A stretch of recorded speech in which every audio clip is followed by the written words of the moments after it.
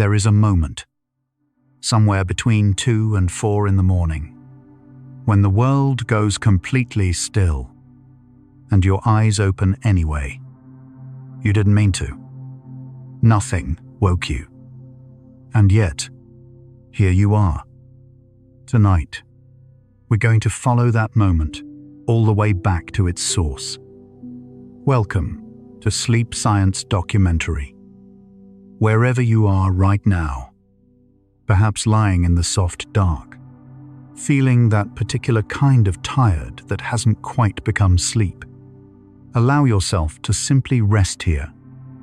We'll trace 100 psychology facts about why the night wakes us. From the ancient rhythms encoded in your biology before language existed, to the precise chemistry that pulls you back toward the surface, to the quiet intelligence behind every interruption. These quiet journeys through sleep science build a small sanctuary for minds that find rest difficult.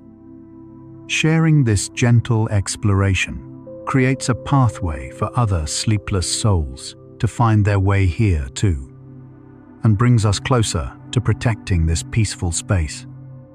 One soft night, one resting mind at a time. That means everything to us. Let yourself settle completely here.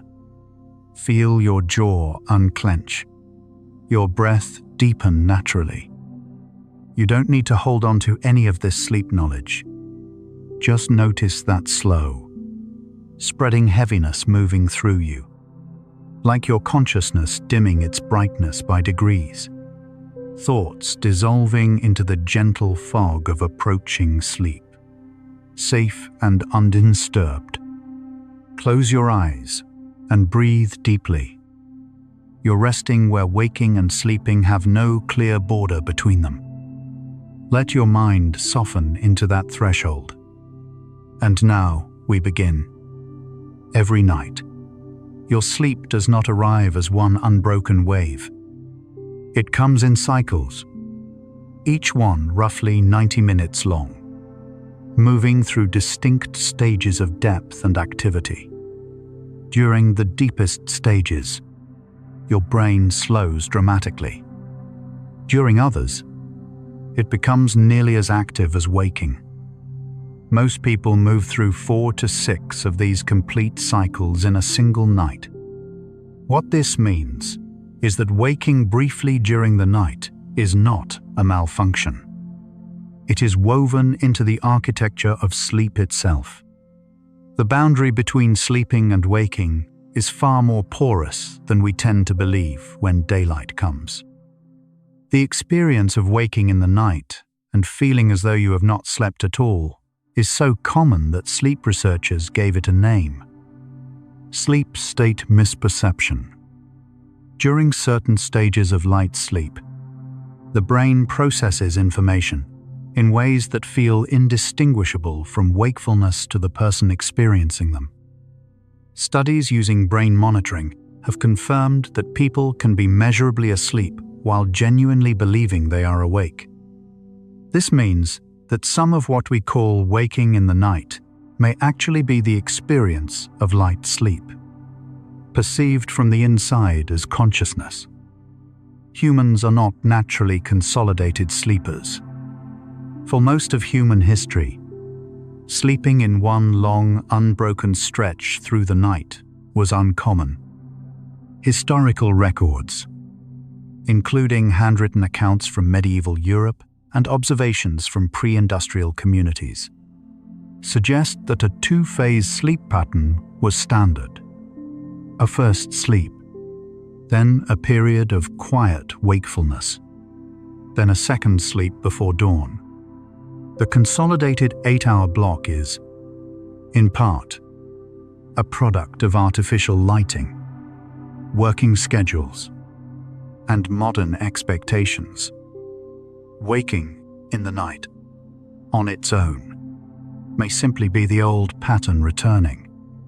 Your body temperature plays a precise and often overlooked role in when you sleep and when you surface. Core body temperature follows a daily rhythm, dropping in the evening and reaching its lowest point in the early morning hours, typically around 4 or 5 in the morning. This cooling is part of what initiates sleep. But in the second half of the night, as temperature begins to rise again, sleep naturally becomes lighter. This is why most nighttime awakenings, the kind where you simply find yourself awake, happen in the hours before dawn rather than after midnight. The brain does not go dark during sleep.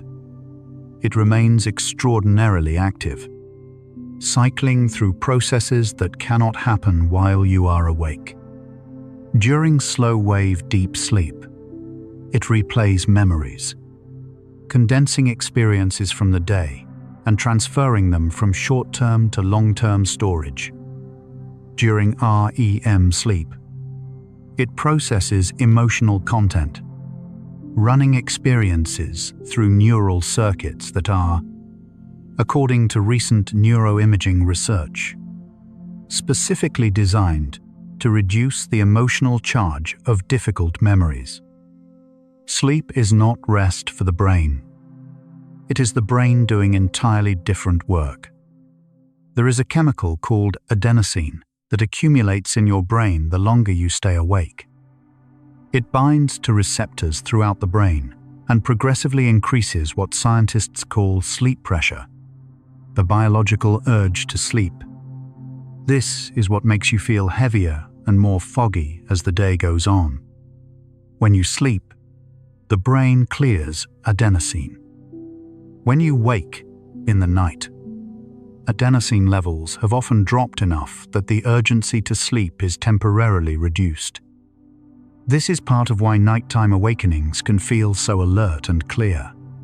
The pressure has been partially relieved, and the system is simply resting between its cycles.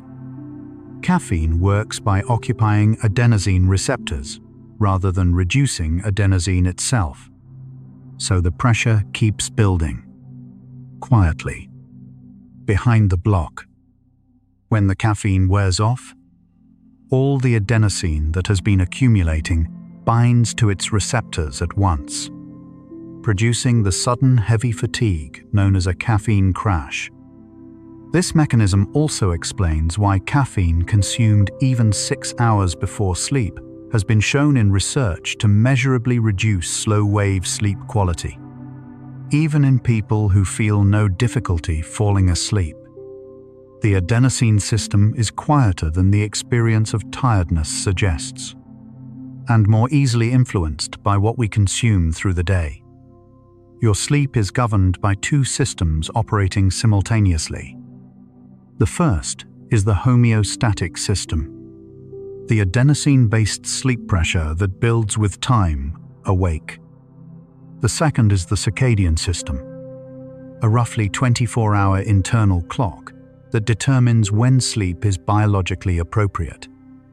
These 2 systems normally work together, but they can fall out of alignment.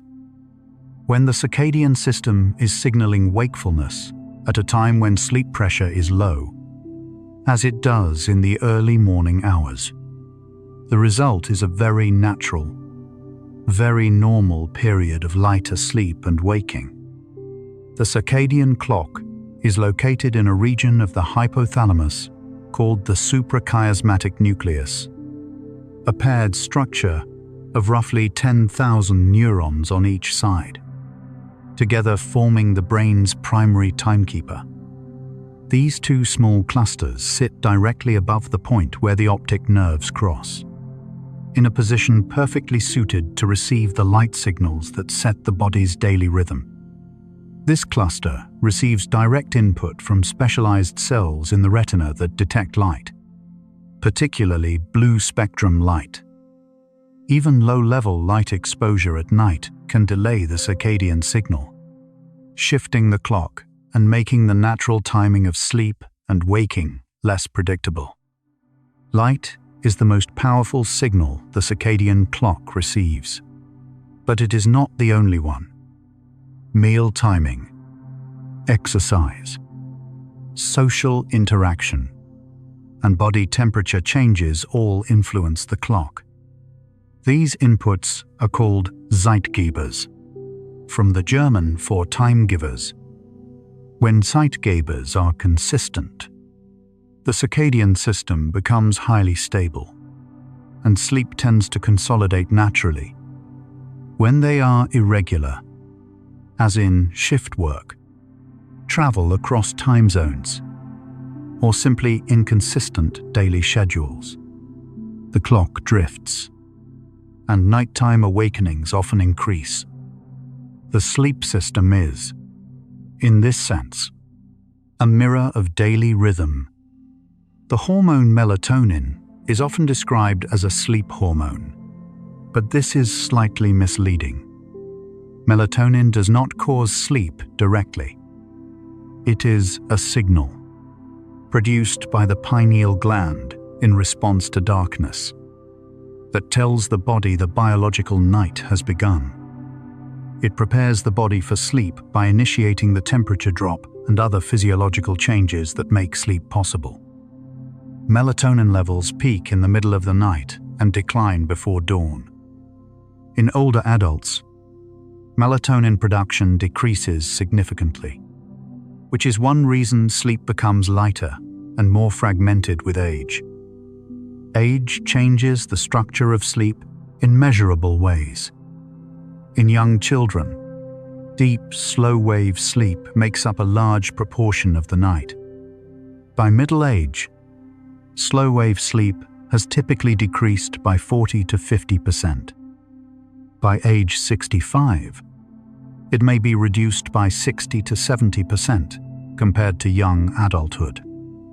The proportion of lighter sleep stages increases correspondingly.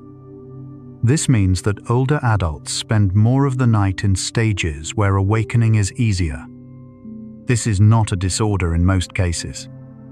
It is a biological shift in the architecture of sleep across the lifespan. One of the more quietly curious aspects of sleep science is the discovery that sleep deprivation is almost impossible to accurately self-assess.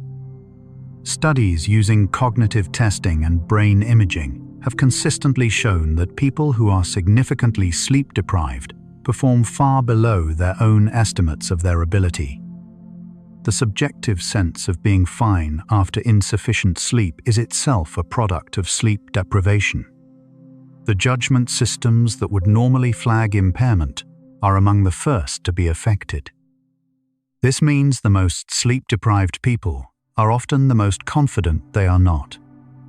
During sleep, particularly slow-wave sleep, the spaces between brain cells expand by roughly 60%, allowing cerebrospinal fluid to circulate more freely through the tissue and carry metabolic waste toward the body's drainage systems. This process, driven in part by slow rhythmic changes in blood vessel volume, is significantly more active during sleep than during waking hours. Among the substances cleared is amyloid beta, a protein fragment whose accumulation has been linked to neurodegenerative disease. Recent human trials have confirmed what animal research suggested. Sleep genuinely clears waste from the brain in ways that waking rest cannot replicate. The sleeping body is not simply resting. It is, quietly, maintaining itself. Waking in the night briefly and then returning to sleep is not only normal, it may be part of how the sleep system monitors its own progress. During transitions between sleep stages, particularly between deep and lighter stages, the brain produces brief moments of near consciousness that most people never fully register. These are sometimes called microarousals, and the average sleeper experiences dozens of them per night without remembering a single one. The awakenings that are remembered are simply the ones that briefly crossed the threshold into full consciousness before sleep resumed. They were always happening. REM sleep, rapid eye movement sleep, is the stage most associated with vivid dreaming. During REM, the brain is highly active, and the body enters a state of temporary muscle paralysis, preventing the physical acting out of dream content. Breathing and heart rate become irregular. The eyes move rapidly beneath closed lids. REM sleep increases in proportion as the night progresses, with the longest and most vivid REM periods typically occurring in the final hours of sleep before waking. Interrupting sleep before these late-night REM periods reduces dream recall and emotional processing. Sleep paralysis, the experience of waking from REM sleep while the body's paralysis has not yet lifted, affects somewhere between 8 and 50% of people at least once in their lives. During sleep paralysis, the person is conscious but unable to move, sometimes experiencing intense hallucinations. These hallucinations follow patterns that appear consistently across cultures. A presence in the room, a pressure on the chest, shadowy figures. Researchers believe these experiences arise from REM-like brain activity occurring in a partially waking state. The hallucinations are the sleeping brain's imagery system, briefly running while the person is conscious. The body uses sleep to regulate hormones far beyond melatonin. Growth hormone is released almost exclusively during the first period of deep, slow-wave sleep. Cortisol, the stress hormone, begins rising in the early morning hours before waking, helping to mobilize energy for the coming day. Leptin, which signals satiety, decreases when sleep is insufficient, which helps explain the well-documented connection between short sleep and increased appetite, particularly for energy-dense foods. The endocrine system and the sleep system are deeply interwoven, each influencing the other in ways that researchers continue to map in detail. Stress is among the most consistent influences on sleep architecture. When the stress response is activated, cortisol and adrenaline levels rise, increasing physiological arousal and making the transition into deep sleep more difficult. The amygdala, the brain's primary threat detection center, remains more active during sleep when stress levels are elevated. This can increase the frequency and emotional intensity of dreams and make sleep feel lighter and less restorative. Research has found that the relationship runs in both directions. Poor sleep increases the amygdala's responsiveness to neutral stimuli the following day, creating a pattern that gently tends to continue, though one that also responds to the same quiet adjustments. Rest, breath, and time. The noise threshold for waking varies significantly depending on sleep stage. During deep, slow-wave sleep, the brain is quite resistant to external sounds. A relatively loud noise may not cause waking. During lighter sleep stages and REM, the threshold drops considerably. The brain also shows a strong tendency to habituate to familiar sounds and remain more sensitive to unfamiliar or personally significant ones. Parents of young children, for example, consistently show heightened arousal responses to infant cries, even when other sounds of similar volume do not register. The sleeping brain is not deaf. It is selectively listening. Alcohol is widely used as a sleep aid, but its actual effect on sleep architecture is nearly the opposite of helpful. Alcohol increases slow-wave sleep in the first half of the night, while dramatically suppressing REM sleep throughout. As the alcohol metabolizes during the second half of the night, the nervous system enters a rebound state of heightened arousal. This is a primary cause of the characteristic nighttime awakenings that follow drinking. Waking in the early morning hours with a racing heart or a sense of unease. Unable to return easily to sleep. The initial sedation is borrowed from later in the night. The temperature of your sleeping environment has a more direct effect on sleep quality than most people realize. The optimal ambient temperature for sleep in adults is typically between 60 and 67 degrees Fahrenheit. Environments that are too warm prevent the body from achieving the core temperature drop that facilitates deep sleep. Environments that are too cold can increase arousal and discomfort. A falling room temperature naturally supports sleep onset, while a rising temperature helps initiate waking. Some sleep researchers have suggested that the modern tendency to maintain stable indoor temperatures throughout the night may itself contribute to sleep fragmentation by removing this natural thermal cue. Your brain consolidates the decision of when to wake up before you actually wake. Research using neuroimaging and hormone testing has found that when people expect to wake at a specific time, cortisol begins rising approximately an hour before that time, a phenomenon sometimes called anticipatory cortisol awakening. This suggests the brain maintains a representation of clock time during sleep and actively prepares the body for waking in advance. It also helps explain why some people reliably wake just before their alarm, without any apparent external trigger. The sleeping brain is tracking time more carefully than it appears. Chronic nighttime awakening. Waking frequently and having difficulty returning to sleep is one of the most common forms of insomnia, affecting an estimated 30% of adults at some point and approximately 10% in clinically significant ongoing forms. Research from the past several years has increasingly distinguished between difficulty falling asleep and difficulty maintaining sleep, finding that they involve somewhat different neural mechanisms and respond to different interventions.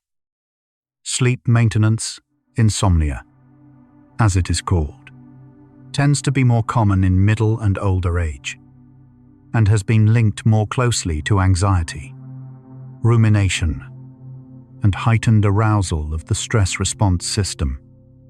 The concept of sleep efficiency, the percentage of time in bed actually spent asleep, is one of the more useful measures in sleep research. A sleep efficiency of 85% or above is generally considered healthy. Lower efficiency is associated with the subjective experience of poor sleep, regardless of total hours spent in bed. Interestingly, one of the most effective behavioral interventions for insomnia involves temporarily reducing time in bed to increase sleep efficiency, a counterintuitive approach called sleep restriction therapy that strengthens the homeostatic drive and consolidates sleep into fewer, deeper hours before gradually extending again. The quality of the sleep architecture matters as much as the quantity. Take a deep breath and feel this. Right now, while you rest, your brain is doing what it has been designed over millions of years to do. It is sorting, clearing, rebalancing. Every thought that drifted through today is being gently evaluated. What to keep, what to soften, what to release. You don't need to help it. You never did.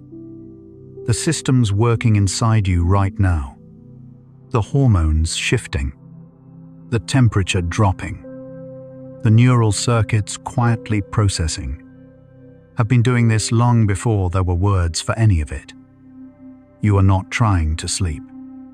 You are simply creating the conditions, and the body knows the rest. Now we continue. One of the more fascinating features of the sleeping brain is its ability to generate complete narrative experiences. Dreams, from seemingly arbitrary neural activity.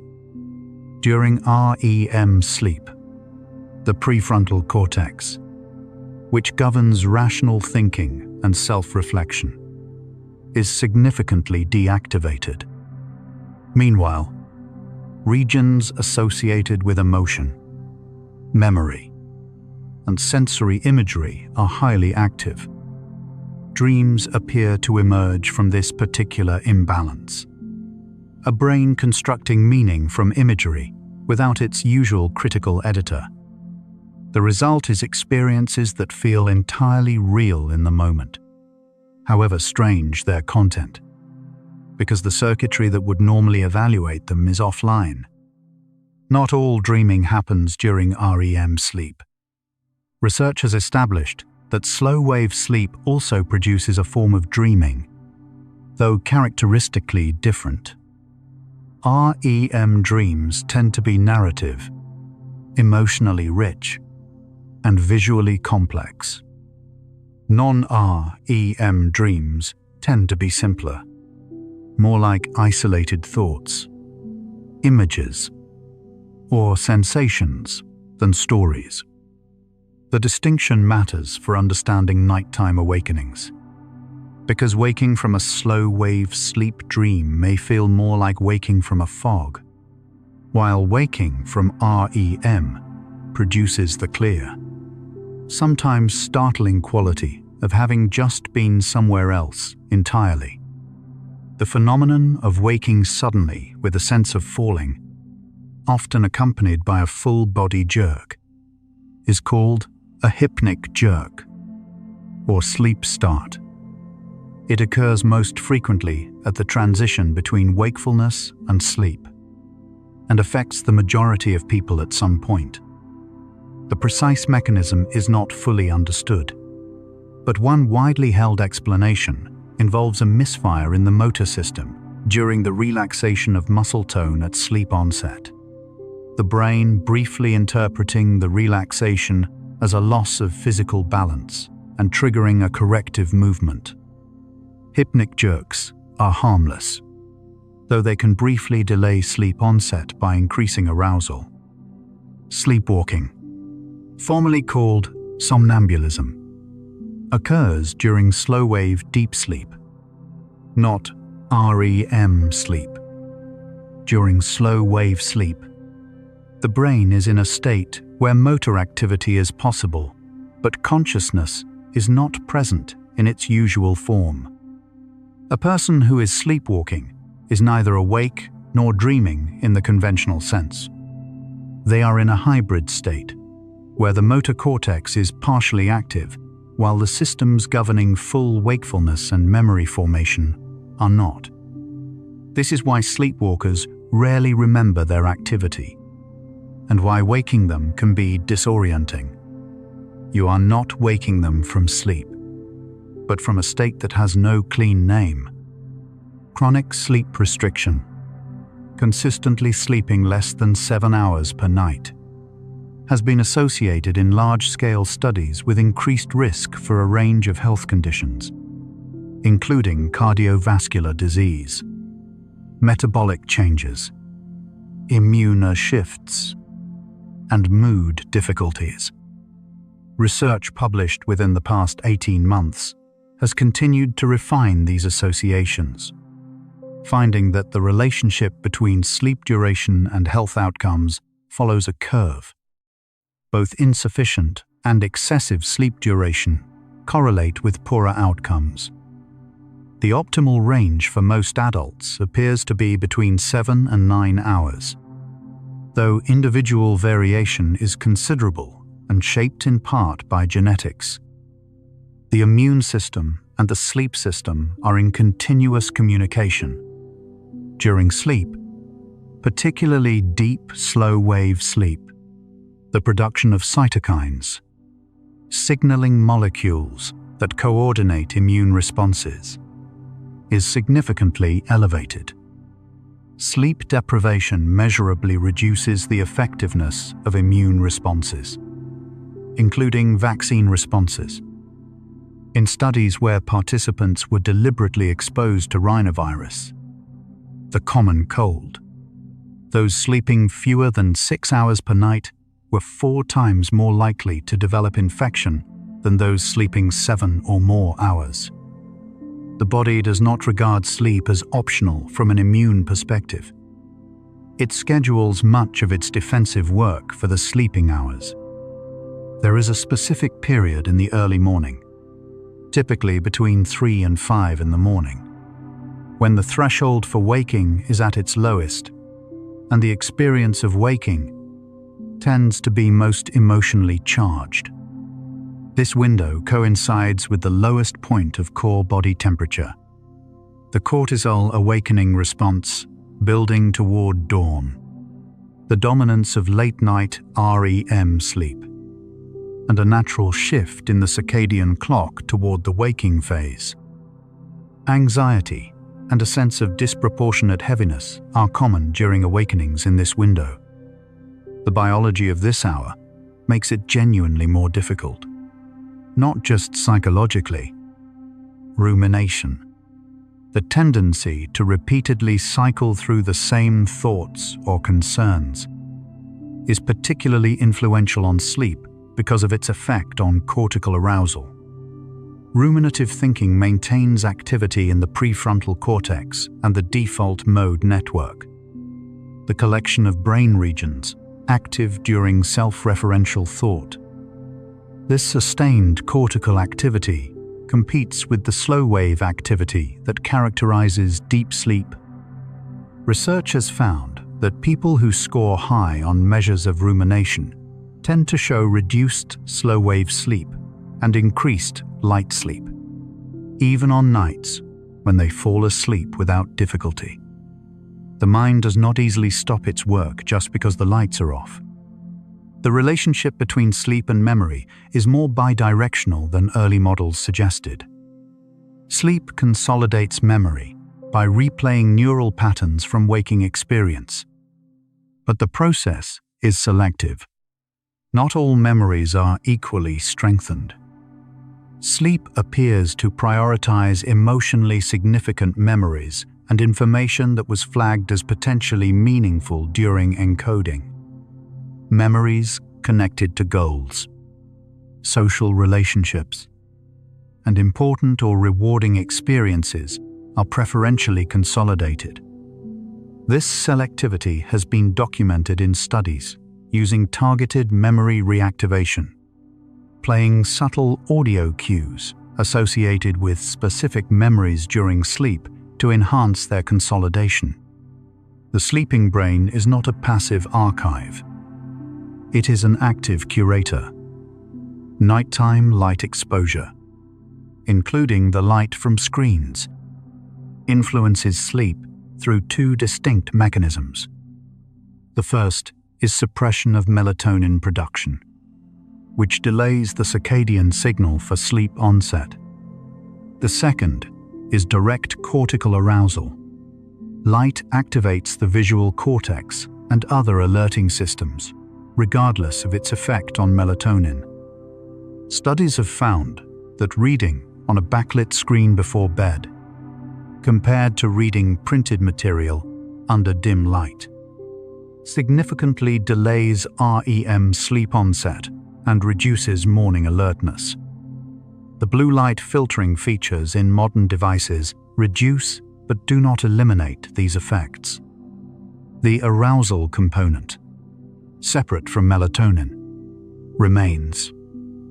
Exercise is among the most reliably documented behavioral influences on sleep quality. Regular aerobic exercise increases slow-wave sleep duration and reduces sleep onset latency, the time it takes to fall asleep. The mechanisms involve reductions in stress hormones, increases in adenosine accumulation during exercise, and effects on body temperature regulation. The timing of exercise matters, though less universally than earlier research suggested. Recent large-scale studies have found that vigorous exercise in the evening does not universally affect sleep quality, and for some individuals may improve it. The relationship appears to depend on individual circadian chronotype as much as the timing itself. Cognitive behavioral therapy for insomnia, commonly abbreviated CBTI, has been established as the most effective long-term treatment for chronic insomnia in multiple clinical trials, and now recommended as first-line treatment ahead of sleep medication by major medical organizations. CBTI addresses the thought patterns, behaviors, and arousal responses that perpetuate insomnia rather than treating only the symptom of wakefulness. Its core components include sleep restriction therapy, stimulus control, sleep hygiene, education, and gentle restructuring of beliefs about sleep. Studies have found that its effects persist far longer than those of medication, and without the tolerance and dependency concerns. The phenomenon of waking at the same time every night, with remarkable consistency, is more common than chance would predict. It can result from several converging factors: a recurring stress pattern that activates cortisol at a consistent point in the sleep cycle, a habitual need that arises at a predictable biological interval, a period of light sleep that reliably coincides with an external sound pattern, or simply the circadian clock itself marking a consistent phase. When these awakenings become frustrating, the frustration itself, through conditioned arousal, can become a powerful enough signal to continue the pattern independently of its original cause. Napping has a layered relationship with nighttime sleep. Short naps of 20 to 30 minutes, sometimes called power naps, can restore alertness and improve cognitive performance without significantly affecting nighttime sleep drive in most people. Longer naps of 60 to 90 minutes can include slow wave or REM sleep, offering more restorative benefit but at greater risk of producing sleep inertia. The groggy, disoriented feeling upon waking from deep sleep. Napping after 3 in the afternoon consistently increases the risk of difficulty falling asleep at night by reducing adenosine levels during the critical pre-sleep window. The timing of rest shapes the quality of what follows. Sleep needs vary across the lifespan in ways that are biologically driven, not simply habitual. Newborns require 14 to 17 hours per 24-hour period. School-age children need 9 to 11 hours. Teenagers have a biologically real phase delay, a circadian shift toward later sleep and waking times. That is not a preference, but a change in the timing of melatonin release. Adults typically require 7 to 9 hours. In older age, sleep architecture shifts toward lighter stages and earlier timing. Attempting to enforce adult sleep schedules on teenagers, or expecting older adults to sleep as deeply as they did at 30, reflects a misunderstanding of how the biology of sleep changes with time. Take a slow breath. Notice how your body has softened into wherever you are resting. You are still here, still following this quiet unfolding of the science that lives inside your own nights. We are moving through something together, you and everyone else listening in their own particular darkness. All of us, in our different beds and different rooms, tracing the same pathways through the same hours. There is no rush, just the gentle rhythm of one fact, then another, carrying us forward. Let's continue. The sense of feeling unrested despite sleeping a full night, a common and difficult experience can have several distinct origins. It may reflect poor sleep quality rather than insufficient quantity.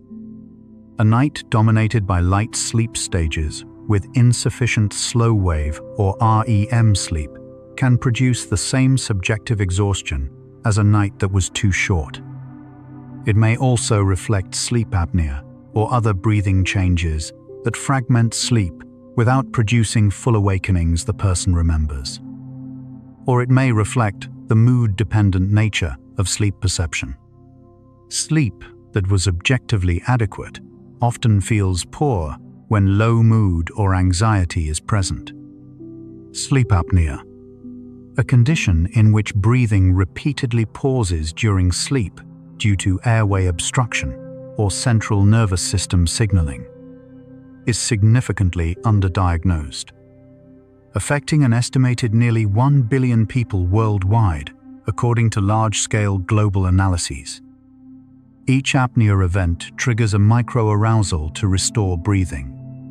Fragmenting sleep without producing awakenings the person typically remembers.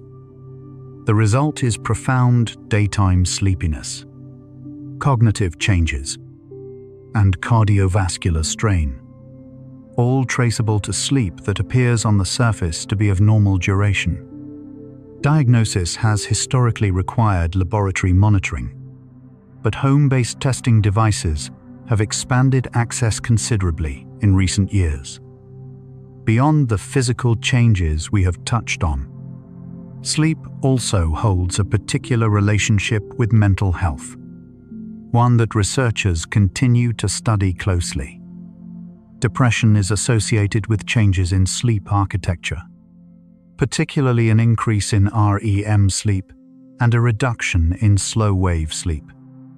Along with the characteristic early morning awakening that many people with depression describe, anxiety is more commonly associated with difficulty falling asleep and sleep maintenance problems driven by heightened arousal.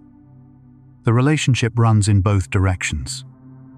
Sleep difficulties can worsen mood, and treating sleep problems produces measurable improvements in well-being, sometimes independently of other approaches. The hours just before natural waking in the morning are dominated by REM sleep, which means they are hours of intensified dreaming and heightened emotional brain activity. Dreams in this period tend to be more narrative, more emotionally layered, and more likely to be remembered than those earlier in the night. The amygdala, the brain's emotional center, is particularly active during late-night REM. This biological reality may help explain why difficult feelings or unresolved thoughts from the previous day often feel most present and vivid in the hour or two before the alarm sounds. The sleeping brain is processing, not perseverating. Lucid dreaming, the experience of becoming aware that one is dreaming while still within the dream, is associated with a distinctive neural signature: increased activity in the prefrontal cortex, the region responsible for self-awareness and metacognition. During REM sleep, this partial reactivation of the prefrontal cortex during what is normally its most quiet period creates a state of dual awareness, dreaming and knowing simultaneously. Research using real-time communication with lucid dreamers through pre-agreed eye movement signals while in REM sleep has verified the subjective experience objectively and opened new avenues for studying consciousness itself during sleep. Genetics plays a meaningful role in sleep architecture and the tendency toward nighttime awakenings. Twin studies have found that sleep duration, sleep quality, chronotype, the tendency toward morning or evening activity, and susceptibility to insomnia all show significant heritability. Specific gene variants have been identified that influence circadian period length, sleep need, and the responsiveness of the sleep system to light exposure. This does not make sleep immutable. Behavioral and environmental factors are powerful, but it does mean that some of the variation between people in how easily they sleep and how often they wake is not simply a matter of habit or effort. The phenomenon of waking feeling anxious without clear cause is closely related to the cortisol awakening response, a rise in cortisol that occurs within 30 to 45 minutes of waking. This response is a normal and healthy part of the day's hormonal rhythm, helping mobilize energy and attention for the coming hours. But in people with elevated baseline stress, the cortisol awakening response can be more pronounced, producing a spike of physiological arousal that precedes any specific thought or worry. The feeling of anxiety upon waking may, in some cases, arrive before its apparent cause rather than arise from it. Research in animal models has suggested that sleep position may influence the efficiency of the brain's waste clearance process, with lateral or side sleeping positions appearing more favorable in those studies. Researchers are careful to note that these findings have not yet been definitively confirmed in humans, and that the most restful position for a given body is likely the more meaningful variable for sleep quality overall. The larger, well-established point that sleep serves a neurological maintenance function that cannot be replaced by rest alone holds across many lines of evidence, regardless of which direction you happen to be lying. Sensory inputs during sleep are not fully blocked. The thalamus, which normally acts as a gatekeeper relaying sensory information to the cortex, becomes less active during deep sleep, but not entirely inactive. Significant sensory stimuli, particularly novel or personally meaningful ones, can still penetrate this gating and produce awakening. The brain continues monitoring the environment for significant signals. Your own name, a child's cry, a change in the quality of silence. This selective permeability means that total environmental silence is not necessarily the most sleep-supportive condition. Steady, predictable sounds can actually mask the kinds of irregular stimuli that trigger arousal more effectively than silence does. We are now at the halfway point of this journey. And what has emerged across these 50 facts is a picture of sleep as something far more active, more layered, and more intelligent than the simple absence of waking. The brain does not go quiet when you sleep. It changes direction entirely. The question of why we wake at night is not, it turns out, a question about something going wrong. It is a question about how finely tuned the sleeping system actually is, how carefully it monitors, adjusts, processes, and decides. The waking in the night is part of the mechanism, not a failure of it. Let each breath carry you a little further inward. Consider this. Every moment you have ever slept, something in you has been keeping time, tracking the hours, preparing the chemistry of the next phase, deciding when to surface and when to descend again. You have been doing this your whole life without knowing. The body is a very patient keeper of itself. Right now, somewhere in the darkness of your skull, neurons are firing in slow, rhythmic waves, the signature of deep rest in progress. You don't need to feel it to trust it. The second half of this journey is gentler than the first. Let yourself sink a little further, and we continue drifting. Every culture in human history has developed explanations for the experience of dreaming. The ancient Egyptians interpreted dreams as messages delivered through sleep as a liminal state. The ancient Greeks believed certain dreams arrived through gates of horn or ivory, true visions through one, false ones through the other. Indigenous traditions across multiple continents have treated dreams as meaningful communications with ancestors or the natural world. The universality of this impulse to interpret dreams suggests that the experience of dreaming is not only neurologically inevitable, but phenomenologically compelling. Vivid enough that every culture has felt the need to explain it. The hypnagogic state. The transitional period between wakefulness and sleep is characterized by its own distinctive experiences. Many people encounter brief, involuntary visual images or sounds, called hypnagogic hallucinations. As they drift towards sleep, others experience a sudden rushing or floating sensation. Some hear their name called, or a sound that is entirely internal but feels completely external. These experiences arise because the brain is entering a state where sensory processing is beginning to decouple from external reality.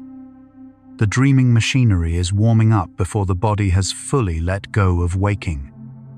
It is a liminal moment that is both ordinary and quietly wondrous. The role of the hippocampus in sleep is particularly significant. During waking hours, the hippocampus encodes new experiences as memories, holding them temporarily in a form that is rich in contextual detail. During slow-wave sleep, the hippocampus replays these encoded experiences in compressed form, transmitting them to the neocortex for longer-term storage in a process called systems consolidation. This transfer from hippocampus to cortex is one reason sleep disruption has such a pronounced effect on the ability to remember newly learned information. The hippocampus needs the quiet of sleep to complete its filing work without the constant interruption of new incoming experience.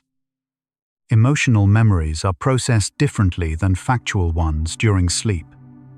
Research has found that the brain preferentially strengthens the emotional core of a memory, while gradually diminishing the vivid sensory details surrounding it. A memory of a difficult experience may, over successive nights of sleep, become increasingly accessible as a narrative while feeling progressively less raw. This mechanism, sometimes called the sleep to forget, sleep to remember model, proposes that REM sleep serves in part to extract meaning and relevance from emotional experiences while softening their immediate charge. Grief, in this light, is not only a psychological process, but a biological one that sleep actively supports. The experience of déjà vu, the feeling of having encountered a moment before, despite knowing it is new, has been tentatively linked to memory consolidation processes during sleep.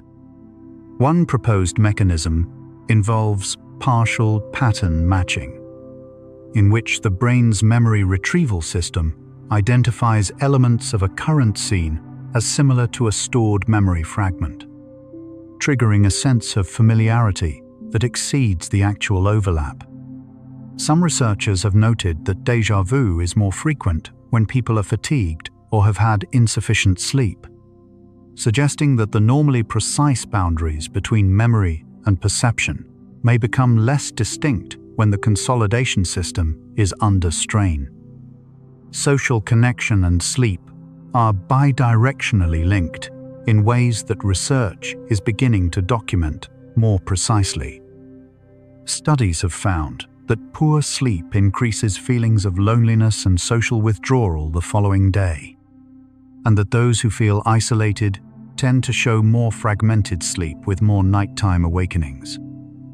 The neurological mechanism may involve the threat detection systems. The same circuits associated with social disconnection also create heightened arousal during sleep. Recent work has suggested that the presence of a trusted person, even auditory cues associated with social safety, can measurably reduce nighttime awakenings. We are, as a species, not entirely designed to sleep alone. The phenomenon of sleeping more lightly in an unfamiliar environment, sometimes called the first night effect, has been documented in sleep research and appears to involve a particular asymmetry in how the brain manages sleep. Neuroimaging studies have found that in unfamiliar sleep environments, one brain hemisphere shows measurably lighter sleep than the other, as though part of the brain remains gently alert while the rest attempts to rest. This hemisphere-level vigilance is reminiscent of the uni-hemispheric sleep seen in certain marine mammals and birds, and may represent a very old safety mechanism from periods when sleeping in entirely new territory carried genuine risk. Pain and sleep exist in a mutually influential relationship. Chronic pain is among the most common causes of nighttime awakening, and sleep deprivation lowers the pain threshold, making discomfort more intense and more difficult to manage. Recent research has refined understanding of this cycle, finding that sleep deprivation specifically reduces the effectiveness of the brain's endogenous pain modulation systems, the neural pathways that soften pain signals before they reach full consciousness. This means that a night of poor sleep does not simply fail to help with discomfort. It reduces the brain's capacity to gently manage it the following day. Sleep, in this context, is itself a quiet form of relief. The concept of chronotherapy, adjusting the timing of medical treatments to align with the body's circadian rhythms, has gained considerably more clinical attention in recent years. Research has found that the effectiveness and side effects of certain medications, chemotherapy agents, and even surgical procedures can vary significantly depending on the time of day they are administered. The immune system, blood pressure, hormone levels, and cellular repair processes all follow circadian patterns that affect how the body responds to intervention. Aligning treatment timing with these rhythms is an area of active research with meaningful potential outcomes. The brain at 3 in the morning is not the brain of midday. Neural activity patterns shift. The prefrontal cortex, which governs perspective, proportion, and measured thinking, is less active in the early morning hours. The amygdala tends toward heightened responsiveness. The default mode network, which governs self-referential thinking, remains active. This particular combination creates conditions where difficulties feel larger and more personal than they will feel by morning. The early hours mind is not more honest than the daylight mind. It is simply using a different set of tools. And some of those tools amplify rather than illuminate. Parasomnias, the umbrella category for unusual behaviors during sleep, encompass a wide range of experiences beyond sleepwalking. Night terrors, which differ from nightmares occurring during slow-wave sleep rather than REM, involve screaming, significant physiological arousal, and a complete absence of memory in the morning.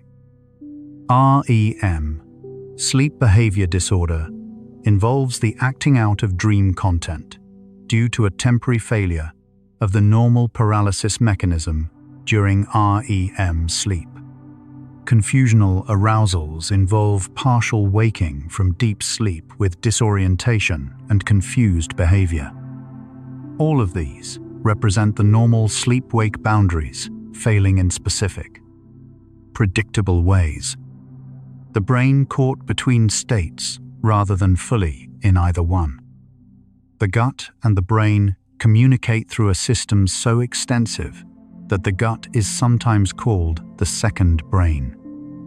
The enteric nervous system, the complex network governing the gastrointestinal tract, contains roughly 500 million neurons and communicates bidirectionally with the central nervous system via the vagus nerve. The gut microbiome produces several neurotransmitters, including serotonin. Approximately 90% of the body's serotonin is produced in the gut. Serotonin is a precursor to melatonin, synthesized through the tryptophan pathway.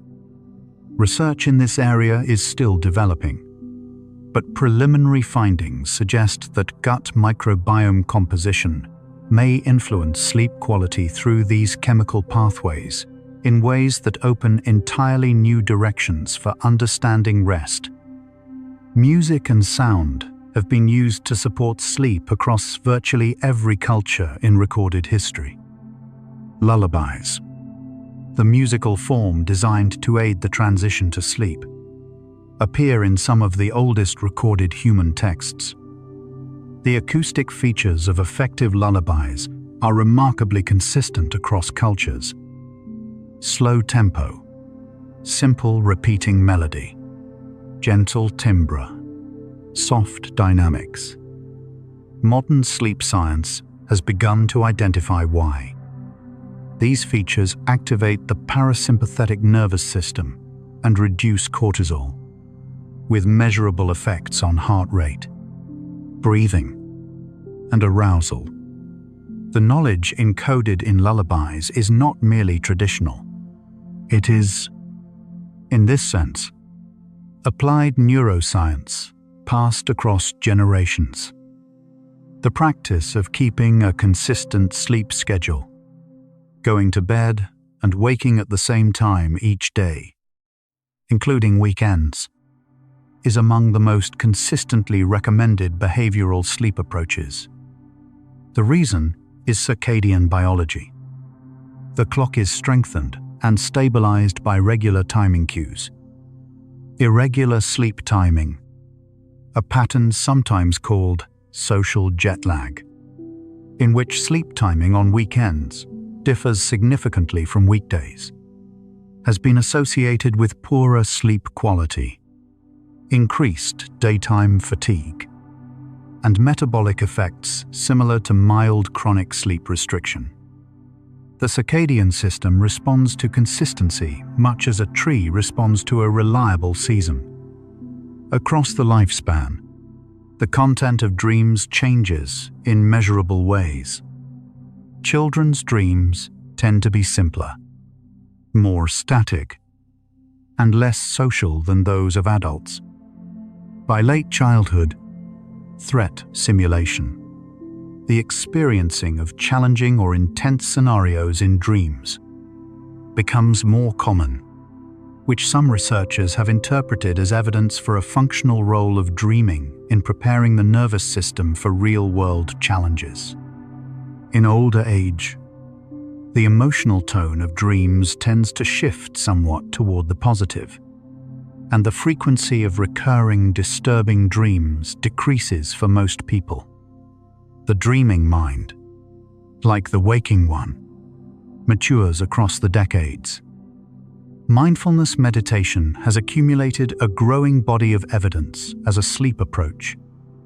Studies have found that programs based on mindfulness reduce the time it takes to fall asleep, decrease the frequency of nighttime awakenings, and improve subjective sleep quality.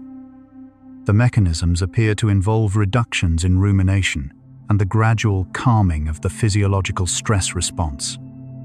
Mindfulness-based practices train the capacity to observe thoughts without engaging them, a skill that is particularly relevant to the kind of ruminative thinking that maintains wakefulness in the early morning hours. Recent trials have found benefits comparable to medication in some insomnia populations. The sleep of pregnancy changes in ways that reflect the profound physiological transformation underway. In the first trimester, progesterone levels rise dramatically, producing an intense increase in daytime sleepiness and total sleep time. In the third trimester, physical changes, frequent waking needs, and movement increasingly fragment nighttime sleep. Hormonal changes also affect sleep architecture. REM sleep is reduced near term, and the pattern of slow-wave sleep shifts. Research has found that sleep quality during pregnancy is connected to labor outcomes and postpartum well-being, making sleep support during pregnancy a meaningful area that has historically received less attention than other aspects of prenatal care. The concept of sleep inertia, the period of reduced alertness and cognitive performance immediately upon waking, reflects the abrupt transition from a state of deep neural quiet to full cortical activation. Sleep inertia is most pronounced when waking from deep, slow-wave sleep, can last anywhere from a few minutes to over an hour, and temporarily influences judgment, reaction time, and decision-making. Emergency personnel, medical professionals, and others who may need to perform at full capacity immediately upon waking have been the subject of specific research into strategies for easing this transition, including the use of light, caffeine timing, and thoughtful nap duration. The phenomenon of recovering more deeply and efficiently after a period of sleep reduction is called homeostatic sleep rebound. After sleep loss, the brain produces slow-wave sleep with increased intensity during the first recovery night. A measure called slow-wave activity shows higher amplitude, reflecting deeper neural synchronization. This rebound is protective, but its limits have been clarified by research in recent years. While a single recovery night can restore performance on many cognitive tasks, some aspects of cognitive function, particularly those dependent on cumulative learning, show more gradual recovery even after sleep following extended restriction. The body repays what it can, as generously as it is able. Shift work, working schedules that require waking and sleeping at times contrary to the natural circadian clock, is associated with ongoing disruption of sleep architecture and a range of health considerations that have been documented across large occupational studies. These include elevated risk of metabolic changes, cardiovascular concerns, and mood difficulties. The mechanism involves persistent misalignment between the circadian clock and the behavioral sleep-wake cycle, preventing the normal synchronization of biological processes. Shift workers typically obtain less total sleep and less slow-wave sleep. The health considerations of circadian disruption are now recognized as significant enough to influence occupational health policy in several countries. Cognitive performance is sensitive to the timing of waking within a sleep cycle. Waking during deep, slow-wave sleep, regardless of total sleep duration, produces more pronounced sleep inertia and reduced sharpness than waking from lighter sleep stages, or REM. This has practical implications. Alarms that wake at a fixed time interrupt whatever stage happens to be in progress, while approaches that attempt to time waking to lighter sleep stages are responding to a real biological variable. Whether consumer-grade devices are accurate enough to reliably accomplish this remains an open question. But the underlying principle, that when you wake within a cycle matters, is well supported. The architecture of sleep changes under conditions of hunger or caloric restriction. Studies have found that fasting or reduced caloric intake increases wakefulness and reduces slow-wave sleep. This may represent an adaptive response. A sleeping organism that cannot easily find food has less biological incentive to remain in deep sleep when it could be active. Conversely, eating a large meal close to bedtime can increase wakefulness by elevating body temperature through the thermic effect of digestion. The timing and composition of food intake are thus part of the environmental context that the sleep system is continuously reading. One more channel through which the day's patterns shape the night's rest. Light therapy. The use of bright light at specific times to shift circadian timing has been studied extensively as an approach for circadian rhythm difficulties, seasonal mood changes, and certain insomnia presentations.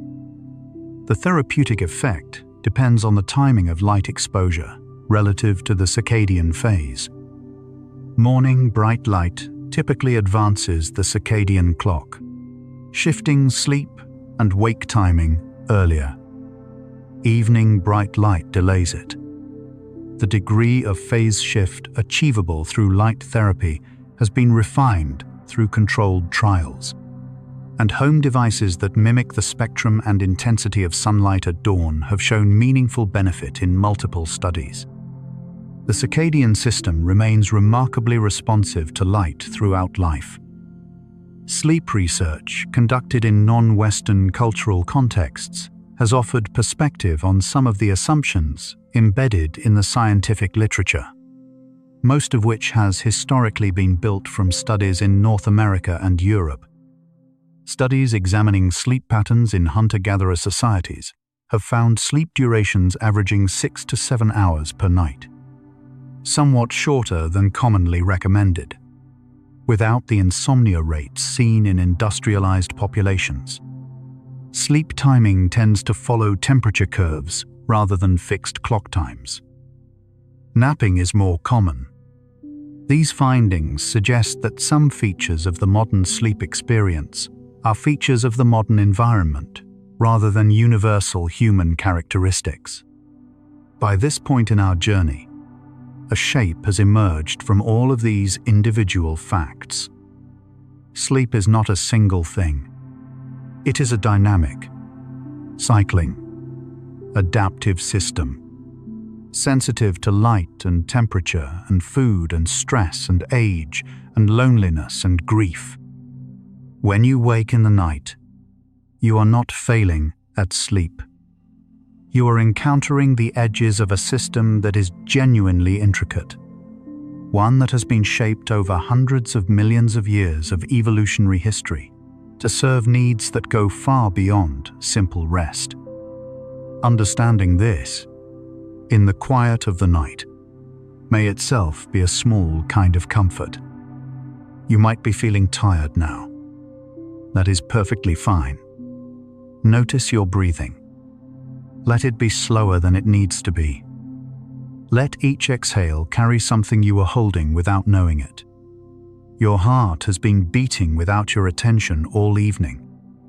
Your lungs have been breathing. Your brain has been maintaining the temperature of your body, the chemistry of your blood, the rhythm of every cycle you contain. None of it required your effort. None of it asked for your attention. You can trust it to continue. Let everything unfold in its own order, the way the night does. Unhurried, unresisting, simply existing. We are almost there now. The experience of waking in the night and feeling alone with your thoughts is among the most universal of human experiences. Across centuries and cultures, the darkness between sleeping and waking has been a space for reflection and the quiet surfacing of what the day's activity kept submerged. You are not the only one awake in the world right now. At this very moment, millions of others are lying in their own darkness, following their own thoughts through the same small hours. The night is, in this sense, a gathering place, solitary and shared at once. The sleeping brain holds a version of you that cannot easily be accessed while you are awake. Memories that feel inaccessible during the day sometimes surface in dreams. Emotions that were too large or too fast to process in waking life are given form and narrative by the dreaming mind.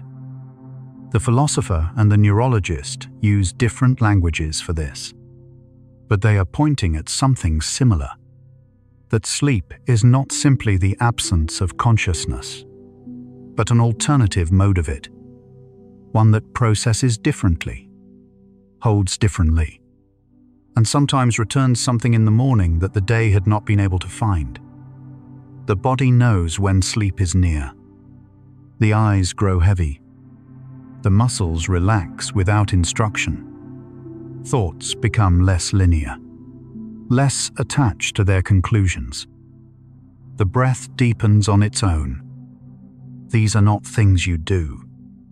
They are things that happen to you. The body withdrawing from the effort of being awake. One small step at a time. You don't have to find sleep. You only have to stop, gradually, looking so hard for it. Slow-wave sleep is sometimes called restorative sleep for a reason that goes beyond metaphor. During its deepest expression, the body enters a state of genuine physiological restoration, growth hormone secretion, tissue repair, immune activation, neural clearing. The morning calm that follows a night of sufficient slow-wave sleep has a biochemical reality behind it. The body has done what it came to do in the dark, and what felt like nothing, simple unconsciousness, was actually the most efficiently organized maintenance cycle the body is capable of running. The word sleep comes from an old root meaning to be loose, to hang limp. In the languages of sleep across history, there is a consistency of imagery: loosening, releasing, setting down. The body's knowledge of what sleep requires is older than language. It is in the posture we involuntarily adopt, and in the particular quality of darkness behind closed eyes that feels, when you stop resisting it, like something returning rather than something lost. Dreams, however unusual, are built entirely from materials the dreaming mind already holds. Every character in a dream is someone the brain has constructed from memory. Every place is a composite of known landscapes. The sense of novelty and the sense of familiarity coexist in dream experience because the elements are familiar and the combinations are new. The dreaming mind is deeply creative, not because it invents from nothing, but because it is free, without the usual editor, to combine what it holds in ways the waking mind would not permit. There is a quality of silence in the deepest hours of the night that is different from the quiet of the day. The traffic patterns shift. Distant sounds become more distinct.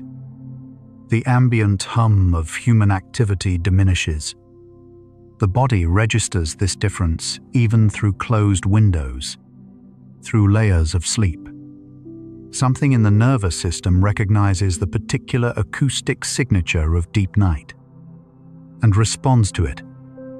It is possible that this recognition is very old, older than walls and ceilings. The body's ancient acknowledgement that the world has turned and the time for rest has come. The last thing most people are aware of before sleep takes them is not a thought but a sensation. the bed becoming warmer, the eyelids growing too heavy to hold, a sound from outside becoming suddenly distant, as though heard from the bottom of a well. These are the sensory markers of the threshold, the place where waking ends. Most people cross it dozens of times in a lifetime without ever noticing the exact moment of crossing. Sleep arrives like the horizon, always ahead, never clearly reached, and then suddenly behind you. REM sleep, whatever else it does, appears to serve as a kind of emotional processing space. Studies have found that exposure to difficult emotional material before sleep results, after a night with intact REM, in a softer emotional response to the same material the following day. The brain has worked on the experience in the night. The morning brings a version of the difficulty that the dreaming mind has already, in some sense, begun to ease. Sleep does not solve difficulties, but it changes the texture of them in ways that make them more approachable when the day returns. The body's capacity for self-repair during sleep extends to the cellular level. DNA damage, which accumulates continuously as a byproduct of normal cellular activity and environmental exposure, is preferentially repaired during sleep in many cell types. The mechanisms involve reduced metabolic demands during sleep, allowing repair processes more uninterrupted access to what needs tending. Research examining DNA repair dynamics across sleep and waking states has found measurably higher rates of repair during slow-wave sleep. The sleeping body is not simply resting from the day. It is quietly correcting itself, undoing, at the molecular level, some of what the day has done. The transition from waking to sleep involves a gradual relinquishing of control that is neurologically remarkable. The prefrontal cortex releases its grip on the narrative of the self. The thalamic gating of sensory input begins to close. The default mode network shifts from self-monitoring to something more diffuse. The experience of being a particular person in a particular place at a particular time begins to soften at its edges. Sleep is not only physiological rest. It is, briefly, a dissolving of the effortful construction of being awake. And from that dissolving, something returns each morning, assembled again, and usually, in some small way, slightly different. There is no record of a healthy human being who did not need sleep. The physiological need appears to be absolute, among the most conserved biological requirements across the animal kingdom. Dolphins sleep with one hemisphere at a time. Migrating birds sleep in brief bursts while in flight. Fruit flies show circadian rest cycles governed by gene variants recognizable in human sleep genetics. The universality of sleep across biology suggests that its functions are fundamental, not incidental features of one organism's design, but something that life, over vast stretches of time, has repeatedly found it cannot do without. In the final hours before your natural waking, the brain is finishing its night's work. Memory consolidation is entering its last rounds. Emotional processing is completing what it began in the middle of the night. The hormones of waking are beginning their slow rise toward the day. The body is assembling itself for what comes next. There is something quietly purposeful about this hour, even when it feels like restless half-sleep. The machinery is not failing. It is finishing. The question of whether animals dream has been studied with increasing care in recent decades. Neuroimaging studies of sleeping rats have found that during REM sleep, the hippocampal activity patterns observed, while the rat navigated a maze during the day, are replayed in precise sequence during sleep. Birds show similar replay during sleep following song learning.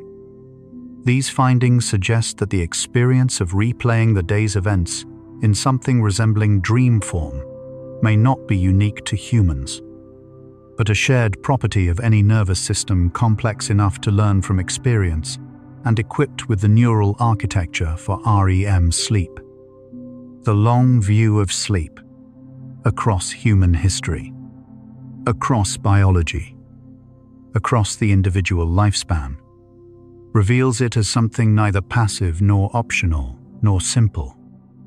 It is the condition under which the body repairs itself at the molecular level, consolidates what it has learned, processes what it has felt, maintains its timing, and prepares for the next day.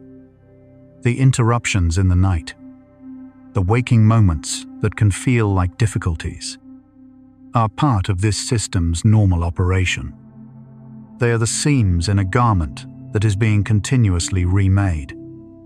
And the garment, by morning, generally fits.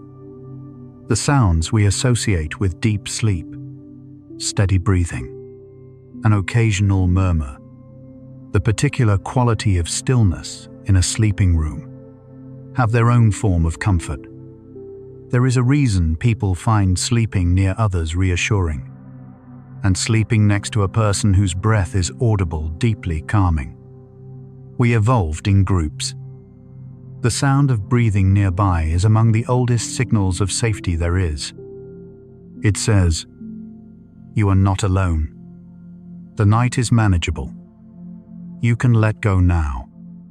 Every morning, arrival from sleep is, in a small but real sense, a form of return.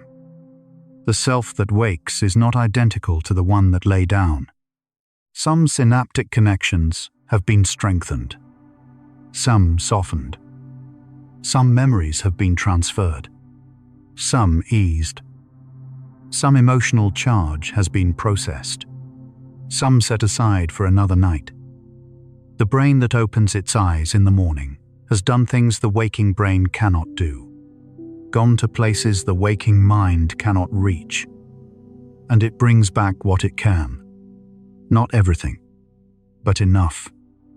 Sleep, for all its intricacy, ultimately requires only one thing from the person trying to have it: a willingness to stop trying. The sleep system is patient and persistent. It will find its way if given the conditions. Warmth, quiet, darkness, a body that has been awake long enough. The homeostatic drive builds through every hour of wakefulness. The circadian clock reaches its appointed hour. The adenosine gathers in the synapses. All the natural pressure of a day lived fully collects at the threshold of sleep and waits. The body knows what to do with it. It has always known. The night asks nothing of you. It does not require you to have resolved the day. It does not require you to have decided anything or understood. It only offers the particular softness of darkness and horizontal rest and the ancient, unhurried passage of hours. Whatever was left unfinished will still be there in the morning. Not diminished, but different, seen from a different angle, with a mind that has, in the night, done its quiet, tireless work on your behalf. And so we arrive at the last of our 100 facts about why we wake in the night, which turns out to have been, all along, a story about why we sleep. The waking is not the difficulty. It is the signal that the system is working. The night is not something to move through. It is the condition under which the most important work of being alive gets done. The darkness is not empty. It is full of the chemistry of repair, the architecture of memory, the processing of feeling, the long, patient preparation for the light. And so, our quiet journey through the science of the sleeping night comes to a gentle close. We've traveled from the glymphatic channels, clearing their pathways in the dark, those 60% expansions in the spaces between brain cells, the silent wash of cerebrospinal fluid, to the REM brain holding the emotional weight of the day like water holds light, diffuse, everywhere, and slowly releasing. We discovered that the waking in the night is not a flaw in the design. It is the design. Sleep is not a wall. It is a river, moving, changing, cycling, returning. Sleep reminds us that the body is always working towards something we cannot see. Most of its deepest repair happens in silence, in the dark, in the hours when we are not watching.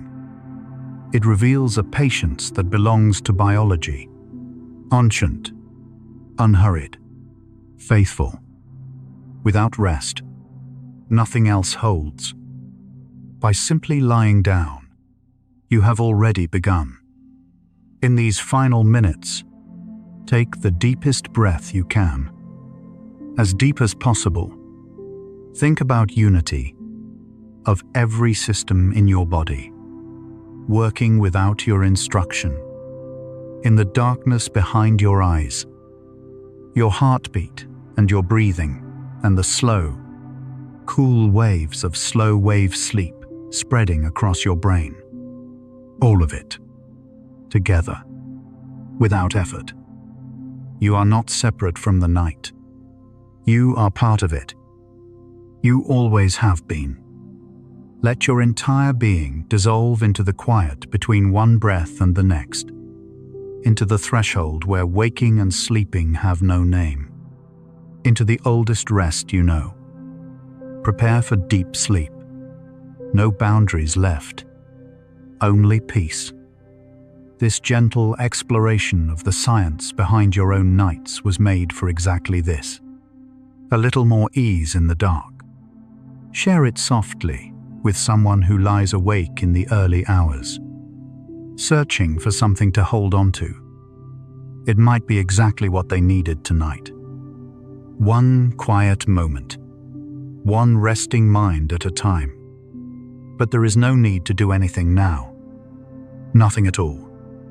You can allow these thoughts of sleep and night and waking to fade now, like the last image of a dream at dawn, present for a moment, then softly, simply part of everything, leaving only the still, dark calm behind.